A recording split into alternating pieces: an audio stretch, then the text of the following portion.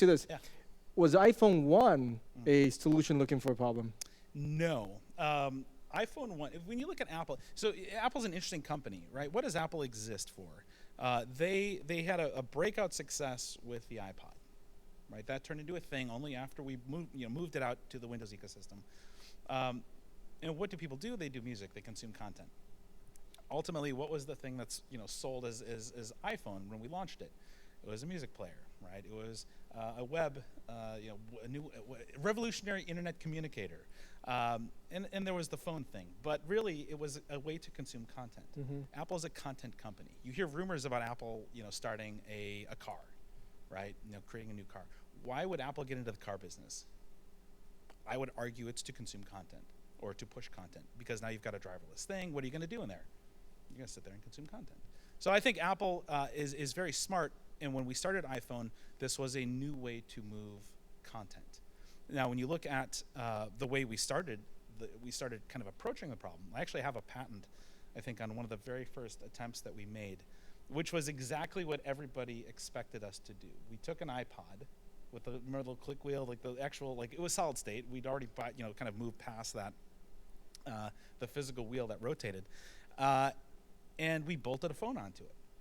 That was it. It was, it was fatter, a little taller, better screen, but we had a kind of a double shot, LED lighting on it, so that when it was in iPod mode, it had play, pause, forward, reverse, and then when you put it into phone mode, it kind of turned into these orange backlit LEDs, kind of cool looking, but it was a rotary thing, 0 through 9, A, B, C, D, E, F, and you text and you dial in the rotary mode. And it was as awful to use as it is probably to hear it.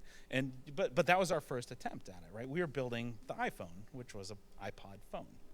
But Can you tell us about maybe some sort of background stories about, was it the same team that came from iPod designing iPhone, and it was from Steve Jobs? How did it was so it took a long time. I had already been previously before I joined Apple. I was at Apple 2 times, right? So I did QuickTime and all that stuff, and then I came back. But before I came back to Apple the second time, I joined this startup called Pixo, and we were building a mobile operating system. And one day, we'd done stuff for Nokia and all these other things. One day, we were actually given, some friends at Apple gave us, those video jog wheels, like those circular USB things. They gave us one of those, and they said, make your shit work with this. I was like, all right, great. So yeah, we made our shit work with that. And then they said, okay, as an example, could you write us a reference MP3 player app? So yeah, sure, we could do that. We wrote a little thing. In the source code, it's TMP3 example app is the name of the class name in the source code. To this day, of course, we didn't know what the fuck we were building. We were given boxes and things like that. To this day, every single iPod, the app that launches is TMP3 example app, because they never bothered changing it. But that's what got me to come back to Apple the second time, right? I was like, this place is kind of cool and interesting, right? Like this, I see Steve up on stage showing off my, this thing that I'd helped build as a third-party company. And I was like, that's kind of cool. But Apple, you know how cool they were at the time? My options were priced at $8 and change. Not so cool. Huh? Not so cool. It was great for the option. Michael Dell, who's now in the news, of course, was basically telling Steve to fold the fucker up and give all the money back to the shareholders. And good thing he didn't listen. Exactly, right? But that was one of those things. I was like, oh man, I want to go back to building cool products. Yeah. I didn't go to Apple to get rich. I went to Apple because I wanted to build really cool new products. And that's kind of where it started. So then I did iChat and dashboard and shit like that.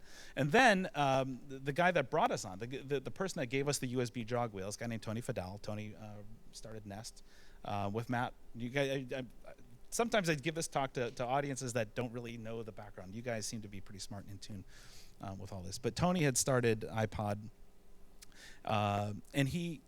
We started talking, like, let's do something together. Like, it was fun building that first thing. He and I collaborated on iSight.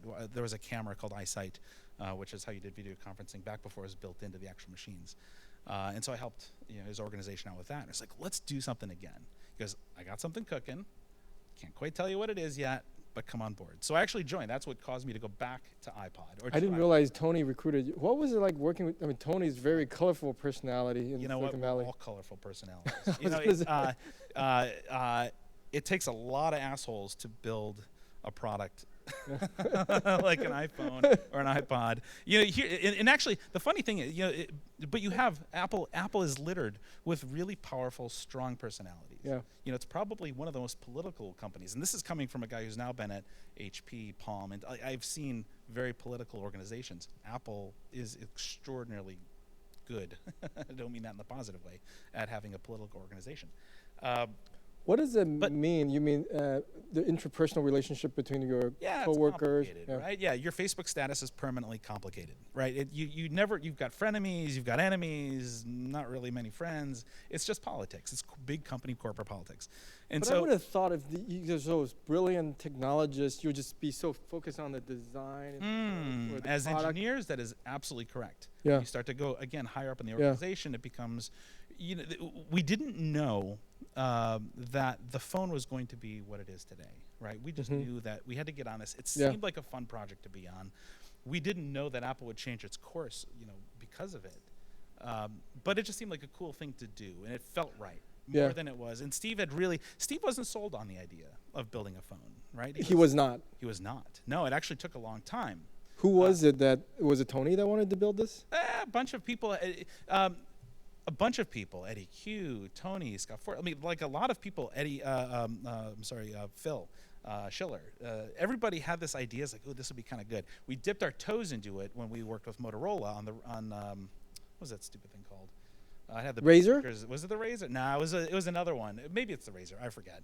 And it's a brutal business. It's a low gross margin. Totally is. Yeah. Right? It was very counterintuitive. Yeah. Yeah. And phones at the time, you know, that's a race to zero. Right? Yeah. I mean, this was, again, just like we have today in laptops, and it's a race to zero. Why would you? Phones. So why would we get into this business? Well, to move content, because that's a high margin business. Yeah. Why did Apple buy Dre and iVine? Did they buy it for those awesome headphones? Nope. They bought it for those two dudes because they can actually move much more content. Look where Apple's investing.